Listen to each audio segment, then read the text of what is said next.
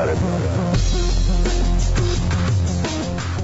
Hello, stock watchers, and welcome to your daily stock report brought to you by QualityStocks.net, where performance is tracked daily. I'm Kathy Rankin, and for Wednesday, April 4th, we're bringing you the latest news from around the markets as well as the top movers to look out for today. So in our headline news, stocks surged Tuesday as investors rallied around easing tensions in the Middle East and reassurance about stabilization in the housing market. The Dow turned positive for the year as its 1% gain erased a dismal first quarter performance. Of the 147 S&P industry groups, only 7 failed to participate in today's broad-based rally. After climbing to a 6-month high above $68 per barrel last week, oil prices slipping below $65 per barrel early on amid easing fears of supply disruptions, attributed to a potentially diplomatic release of 15 British sailors, provided the initial catalyst for the bulls to make a case for owning equities today.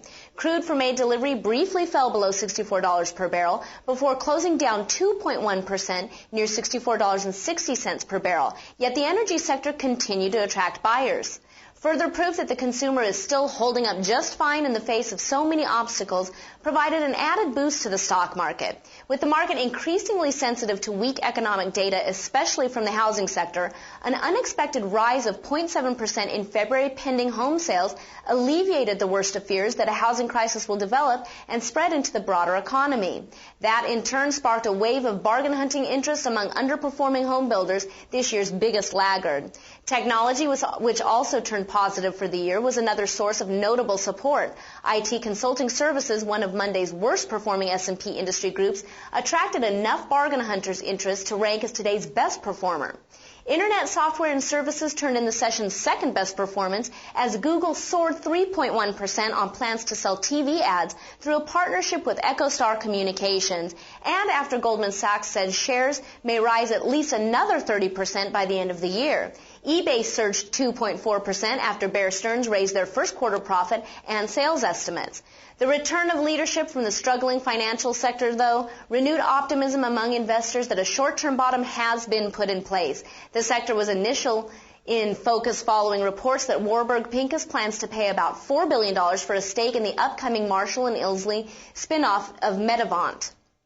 However, the encouraging pending home sales report, alleviating worries of the subprime mortgage meltdown, adding to the huge inventory of properties already on the market, was the main driver prompting buyers to jump back into beaten down banks and brokerage names. And now for our small cap news, brought to you today by Solar Enertech Corporation. Solar Enertech Corporation operates as a photovoltaic solar energy cell manufacturing company. It plans to invest in PV cell research to develop cells to use in its manufacturing processes. Cord Blood America announced this month that it has completed the acquisition of CoreCell Incorporated of Philadelphia, Pennsylvania, the fourth largest umbilical cord blood bank in America. The company announced last month that medical director of the company's subsidiary CoreCell, Jack Goldberg, medical doctor, was recently featured on ABC Network's Good Morning America in a feature on public and private umbilical cord blood banking. Cord Blood America also announced recently that cord blood collected and stored by one of its private family customers was used in what is believed to be the first autologous cord blood transplant for childhood leukemia anywhere in the world. Cord blood opens today at 11 cents a share. Ireland Incorporated shares surged on the announcement that it has entered into an assignment agreement dated March 29th of this year with Nano Minerals Corporation. Nano will assign to the company its options to acquire up to 100% of 2 mineral properties, the Columbus Project located in Esmeralda County, Nevada, and the Red Mountain Project located in San Bernardino County, California. The Columbus Project mining project consists of 149 mineral and mill site claims covering over 19,000 acres in the Columbus Salt Marsh in Esmeralda County, Nevada. The Red Mountain mining project consists of 60 mineral claims covering 8,170 acres in the Red Mountain area of San Bernardino, California. And that's it for our newsmakers today. Stay tuned right here to Quality Stocks Daily for the latest commentary on small cap to large cap and everything in between, brought to you by QualityStocks.net. Also make sure to watch for the Quality Stocks Daily newsletter, which is available each trading day through QualityStocks.net. Thanks for tuning in. Have a great day. I'm Kathy Rankin, and we'll see you again tomorrow on the Daily Report. This transmission is coming to you. You've got it.